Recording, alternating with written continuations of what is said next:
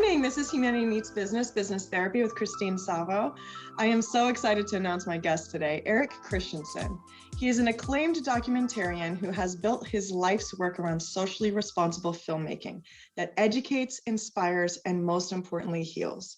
Christiansen, a 7-time Southwestern Region Emmy Award recipient, explores the impact of trauma, how we adapt to grief, the resilience of the human spirit, and how a powerful platform for hope can help trauma survivors begin the vigilant journey of healing. A trauma survivor himself, Christiansen worked through the loss of his home and possessions in the Painted Cave fire by creating his first film, Faces in the Fire, 25 years ago. All of his films, Faces in the Fire, Homecoming, A Vietnam Vet's Journey, Searching for Home, Coming Back from War, have been transformative in the recovery process for thousands of people whose lives have been compromised mentally, spiritually, and physically by trauma. Leveraged as educational tools by top mental health institutions, Christiansen's films mitigate from the entertainment arena into environments that help additional audiences navigate the profound collateral damage trauma creates, not only on the individual, but the family and the community as well. Throughout his career, Christiansen has worked on both commercial and cause-driven projects and produced for major networks including Discovery, TLC, PBS, MTV, and an Imax film. He's appeared on nearly 50 podcasts discussing his work. So as you can see, what an honor to have you on the show, Eric. What an amazing life you've lived. And I can't wait to hear more about kind of how this journey began for you. So maybe just a little bit about yourself. Well, thank you, Christine. It's definitely an honor to be here. And gosh, where did this journey start? It started, I did my first movie when I was with a script when I was about 8 years old, and with a regular 8 camera, I believe it was. And ever since then, I knew I had some sort of message. And I mean, it sounds kind of strange to say that at 8 years old, but I just kept making these little movies, and then I graduated to Super 8. And, there was just something inside of me that I knew that I had something that I had to share.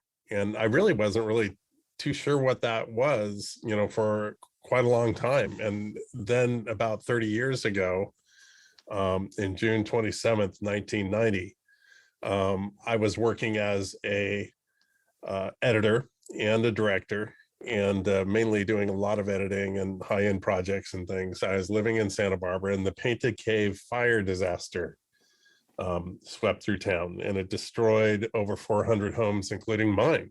And all my worldly possessions were up there. And that was, kind of my calling card. I definitely had some issues with drugs and alcohol before, but I was functioning quite well. I was in a very enabling environment, as a creative.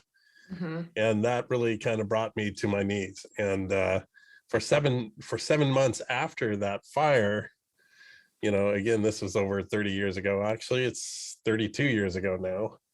I was miserable. I mean, I took the fire as the ultimate excuse to drink. I drank at the fire, and you'd drink too if your own house burned down. And and I was really lost for 7 months. And the woman that's my wife now actually handed me this card and said, unless something changes, I'm gonna have to. We weren't married yet, obviously, and I can't hang with this. And if you're sick and tired of doing what you're doing, why don't you go see this guy? Okay. And I ended up going to see this gentleman. He was clean and sober, and he had a way out. And I joined. I basically went to some of these meetings with this guy, and the next thing I knew, my first day of sobriety was January 13th, 1991. And that's wonderful. Great job. Congrats on that. Yes. So I'm actually celebrating 31 years of sobriety coming up this week, which is always a milestone. But that changed my life. That's how I started this road to where I'm at now. My work changed radically. I was a very flamboyant kind of visual artist, and my editing and everything I did was really kind of outward facing and wanting to get attention. And then what happened is this, I decided after starting to heal and come out from the fire and noticing the outpouring of help and assistance from the American Red Cross, I said, I kind of want to make a movie about this, and these other people that I've been meeting, we can talk about the fire, but it's very difficult to communicate it to people outside of our circle. So I went about naively doing my first personal documentary called Faces in the Fire. And it was about the recovery following the Painted Cave fire. I wasn't in the film myself, but I interviewed over a dozen other survivors, and I put all their experiences together of that first year after the fire. Then we showed it on the anniversary of the Painted Cave fire 1 year later. And it ended up airing on television, winning my first Emmy Award. But more importantly, it was picked up by the National Institute of Mental Health as a tool that they would use to help clinicians that are going into disaster situations of how to debrief people that have been through a traumatic incident. And so, boom, all of a sudden I found my calling. And it just not only did it change me inside and help me heal, but it was actually, I was being a service to others. And the National Institute of Mental Health saw it fit to use it to, on a national level to help others. And then it won the Emmy Award, and it was quality entertainment, I would say. And since then I've done 2 other films, and now I'm working on my 4th film. Wow. So it's really interesting that you're talking about this. Fire has touched my family as well. My dad lost his house last May, and my aunt lost her house the April before. Oh, and wow. Yeah, right. And my housemate, she kind of rents this separate casita I have here. She was affected by the Paradise fires. So it feels like fire is very close to me. It's not a personal experience, but it's definitely an intimate experience of being there for my family and my loved ones when they've lost everything. And both of those fires were total loss fires. And seeing kind of the psychological process that people go through. So, I'm really curious in that documentary, kind of what were your findings? My findings, there's so many. The first thing that really ended up, I found that continues to be a theme in my films now, that was really just a small seed in this film, and then I started to expand on it, is no matter your gender, your economic strata, what I'm saying is, no matter how diverse the individual is, we all heal and we all react to trauma or disasters, but to trauma in basically the same way. For me, I'm a spiritual man, and I believe God has a plan as far as for us to heal from trauma, just as he does when you get a scratch on your arm. It scabs up and then it eventually heals. I believe it's the same with trauma. I believe innately, as all humans, we have just a certain arc of recovery after trauma. The problem is, as humans, we try to truncate that response and that normal reaction. We try to fit it into a box. We try to get it done in a month, or we stop it because it's a very, very uncomfortable thing. So the one thing I really took from that first film, Faces in the Fire, all those different people were healing in a similar fashion, but they were doing it differently. And unfortunately, there's people too, instead of grasping the healing branch, they fall into entropy. And you do stand at a kind of crossroads after a trauma, and there is a point where you have to make a decision. Am I going to build on this and survive, or am I going to use this as a crutch and kind of slip into darkness on the other side? And I really do believe it is somewhat of a physical decision. Yeah, that's so interesting, and that's so right. And it's like, for one person, a fire can feel like a liberation, and for another person, it can feel like an identity crisis. As you said. As I sit here in my office, I have a picture of the Painted Cave fire. Mm-hmm. And it's a beautiful, for what it is, it's a beautiful shot of the plume going out and over Santa Barbara. And people are like, why do you have that in here? You know, at the time I went through it, it did not seem like there's a silver lining. It did not seem, Mm-hmm. you know, it was the worst thing that ever happened to me. But I have that picture up here to remind me that seemingly sometimes the worst things you go through, if you really kind of grasp onto it and work through it and see all sides to it and give it time, it can end up being one of the biggest gifts. And that fire was one of the biggest gifts. I got my sobriety, and from that sobriety, I have a family. Yeah. And 3 amazing kids and an amazing wife. And then Aww. on top of that, secondly, I have my calling, and that's, you know, something that we're going to chat about. It's my Yeah. films to me are way more than, I'm not a filmmaker making some movie. You know, I have a full-on calling. I mean, I think about all those people that lost their homes every time I'm working, you know, and all the veterans that worked with me on my other films, and all those people that were in my films. I feel like I've taken on, you know, responsibility towards them to tell their story in a true, soulful way that in the final end result will inspire others to take the same path after having a similar trauma, or even something very different, but just pull themselves up and find the hope in their situation. Yeah, I mean, and to kind of wrap up that first story, I will say in both my dad and my aunt's case, they can look back now and see the blessing. Oh, thank goodness. You know, it's hard to literally replace everything like a measuring cup, you know? I mean, that was one of the most shocking things, is like, I have nothing. I don't even have a pair of socks. Whoa. You know, you spend your whole life accumulating stuff, and then it's like, I don't have a spoon. I have to literally rebuy everything. And then, of Oh course, my there's gosh, sentimental yes. things. But I think what both of them would probably say now is the best things that they needed are still in their heart. You know, it wasn't the physical object that brought them to love.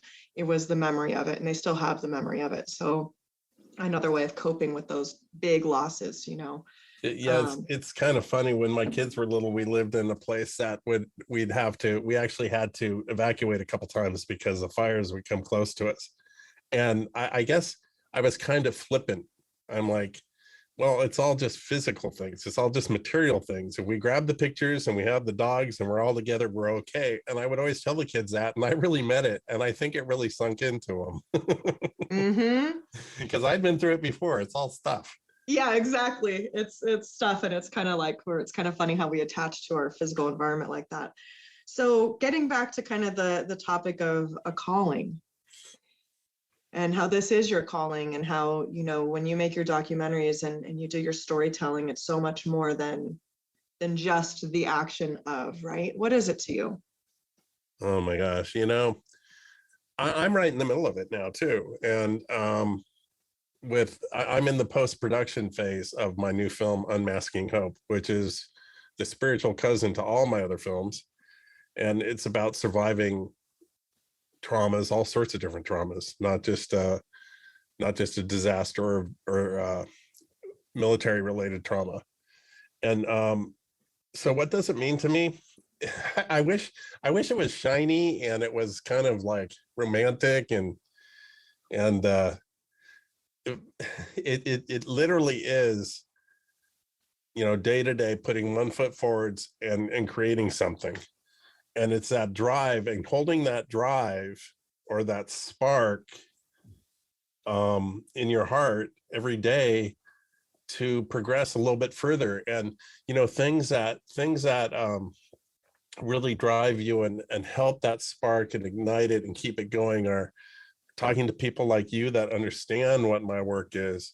You know, we just partnered with a national nonprofit on Unmasking Hope, and having their whole staff understand the gravity of what the film is, what it's about, and how many people will be able to go out there and reach with a message of awareness and also a message of hope. So the people that have actually been going through traumas, and it just, to know that they're going to be affected by this and hopefully instigate healing.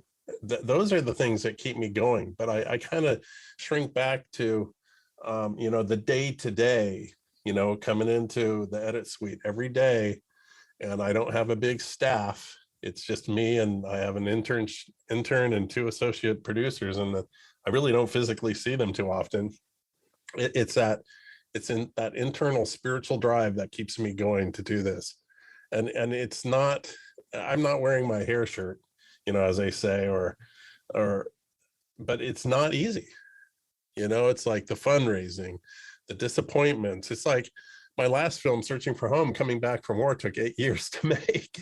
Wow. And now we're going on the third year on Unmasking Hope. And I thought, oh, we'll do Unmasking Hope. It'll be a cute little ditty. We'll finish it in a year, but it ends up going. So what it means to me, it means a big amount of a commitment, but it also means just so much more when other people see the worth in it.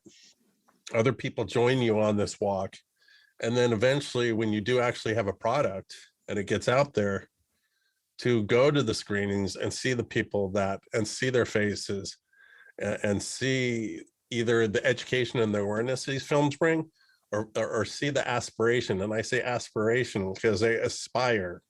People get inspired and aspire to be like the people in the films and say, oh my gosh, if this person that went through 9/11 and was it was so devastated, if they can continue to move on and then use that to help others, then maybe I can do that with my situation. So that's kind of what it means to me. That's awesome. Yeah, wow. So a passion project, 8 years. So is this your full-time job, or do you do something else too? We kind of talk about commerce versus calling, right? So while I'm doing these passion projects, while I'm doing these things that light my soul on fire, give me purpose and meaning. With my last film, Searching for Home, coming back from war, it wasn't getting funded, and we're having a tough time. We had already done a trailer for it and all this other stuff. And then, I believe in mentorship, and I have my mentor, and I was meeting with him, and he said, Eric, there might be a chance you never make another movie. This might not happen. And the strange thing, until I accepted the fact, because I was pushing and pushing, and I was not really helping the bottom line of my family at that time, because I was so fixated on trying to get this film off the ground. And until I really heard what he said and understood that maybe that is the truth, it was after that where I had acceptance and said, okay, well, it's not my will if this is going to get done or not. It might not get done. I might not make another movie. Then all of a sudden things started to fall into place. And but to the question of, do I have a side job?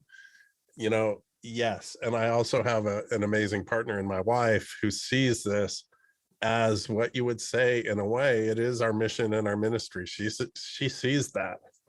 And to the business people out there and all the aspiring filmmakers, but especially to the business people, it doesn't really make sense, that I work so hard at something and then put it out into the world and not really have it be my economic mechanism. But I can tell you this, though, is, we're a spiritually based family that, when it was coming up time for, really game time on this film and settling down and getting into the post where I'm going to be out of the loop with our family business, which I'll get to, our business started to thrive. And I believe that's God's way of opening up the door and saying, Eric, you're in the right place for this. Go ahead. And every day, though, it is a difficult thing to do, is to balance all this, and then also have to walk away a certain extent to, my wife has an amazing real estate business, and we're building a team, and I am part of that, technically, with the marketing and building our real estate team, running all the leads. And I told her, I'm gonna kind of disappear for the next 6 months during the post, and we did flourish. I mean, we got a lot of work, and so I'm very blessed that way. But there also is, I guess I don't want to say sacrifice, because I live in abundance, really. Mm-hmm. I get to do what I love. Then on top of that, my family is doing quite well. But Mm-hmm. I'm in awe personally that I'm able to do this. But no, it is not my main economic mechanism. I have a dream, and we talked about this before the podcast. I call it commerce versus calling. I have this calling, and I have to go do this thing. I some people, oh, you got a choice. Well, sometimes it doesn't feel. I mean, especially now when I'm already engaged, I have so many people waiting for this, and I have these audiences and waiting to see this. And but is this commerce versus calling? Is my dream one day is to blend those two, and one day, and I'm 58 years old, one day maybe somebody might hear one of these podcasts or see one of my films and go, oh gosh, that's the guy. Why don't we, and then it become more of my commerce, and but right now, we do fundraising. We get just enough to make the film.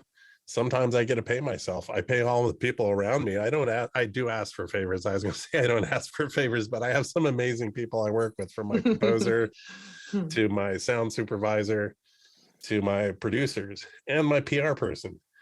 But it just uh it's it's a gift.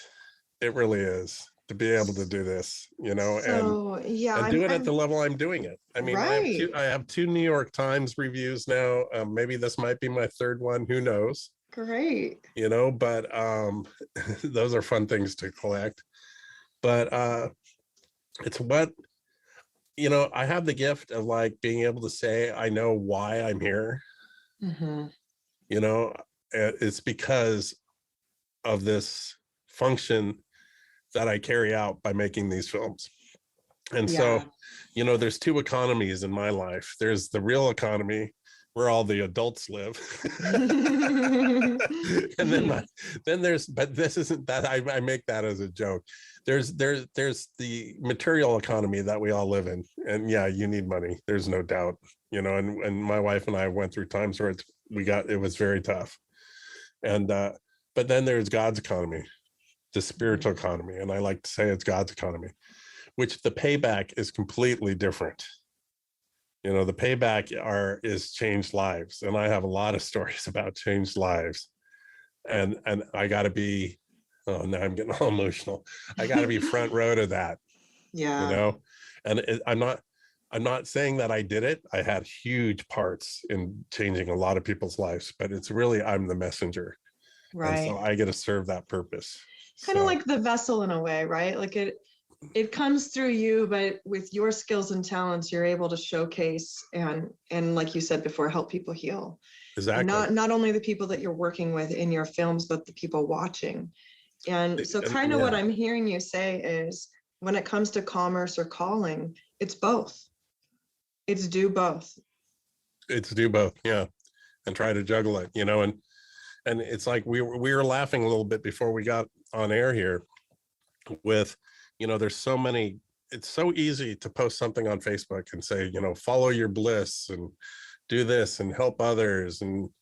But when it really comes to that, there's a price tag on that. And it's a little bit scary because, it's like what Kenny Loggins said, when you take, oh man, I'm getting emotional now. When you take a leap of faith, you either take a step off and you land, or you learn how to fly. And it's scary taking that leap of faith. And I feel like my wife and I take that every time we take on a film. I feel like I take that on every time I walk in this room. I'm in my edit suite, and it's just it's a leap of faith. And what I say, it's so easy to just mouth these things. It's really hard to do it. And so if there's a call to action, we talked about that too. If there's a call to action, for especially in this time now. Everybody just loves to tear things down and rip things apart and be so critical. Why don't we just look at ourselves and see what we can do as an individual first? And I don't want to get too cliche, but man, listen to Michael Jackson's Man in the Mirror. That's kind of like, if you want to see a change, you take a look at yourself, and that's where we can all start. And that's where I need to start. And that's where I try to start daily, to instigate change just in myself. And then it rings out for me. Then I can take that next step into the world and try to create change. It's funny that you brought this up. I was recently having a conversation with someone and they said, people aren't buying other people coffee anymore. She's like, I used to go to the Starbucks and maybe, the person in front of me would have done that. And I just started laughing and had a very similar conversation, Eric. And I said, the only way to bring it back is to bring it back. And if you're noticing that people aren't doing it, do it. And the beauty in that is the simplicity of it. Everybody thinks it has to be so complex. Yeah. For me, my mentor always tells me, take an action, and he tries to figure out and help me figure out towards my goal, what's the simplest action I can take, and then build upon that. And that's the same way with changing society. Man, that would like send out some pretty serious waves in the pond, don't you think? It really does, yes. But I think that you just nailed it when it's like, do the next small thing. And so that's really the challenge for the listeners today. If you're listening to this and any of this resonated with you or woke you up or kind of touched you in a divine way, I would absolutely ask that even if it's not money, give a compliment. Even if it's not, give a smile. It's such an energy changer of like, what? Oh my gosh, and all those kind of grumpy thoughts and feelings kind of leave and you're filled with this, wow, that's awesome. And we can all have positive impacts in big and small ways. And I just love that you said that. So Eric, if our listeners want to get a hold of you or know more, what's your email or website, or how can they get a hold of or see your movies? For me personally, and like kind of the bigger picture of all my films and what I'm doing right now, is the best is EC, like Eric Christianson, ecproductions.com. And that kind of has an overall picture. But to really take a good look at what I'm doing now and to look at our release date and where you can see the film eventually, our release date is October 10th, 2022 on International Mental Health Day for Unmasking Hope. So my current film, Unmasking Hope, you can go to unmaskinghopethemovie.com. And then we're going to link to and announce in February our partnership with our new outreach partner, which is a national nonprofit that's even going to be able to bring this message to even more people that need it. So yeah, those are Wonderful. The two main places. So ecproductions.com and Unmasking Hope, the movie. Wonderful. Eric, it has been such a pleasure having you on the show, and thank you for doing the work that you're doing. I can feel the calling, I can feel the purpose, and anybody that's changing lives is a friend of mine, Right. That's kind of how I feel about my journey here on this planet too, is if I can make it better for someone else, I will. And so thank you for doing this beautiful work that you're doing and helping so many people. Well, thank you, Christine. And I appreciate the chance to be able to talk about it, because it validates so much of what I do to be able to come here and talk. So thank you, Christine. Absolutely. And I hope the audience got something out of it. This has been Business Therapy, Humanity Meets Business with Christine Salvo, licensed marriage and family therapist, advanced certified mediator, and master NLP hypnosis. Thank you so much for listening, and I hope you have a wonderful day.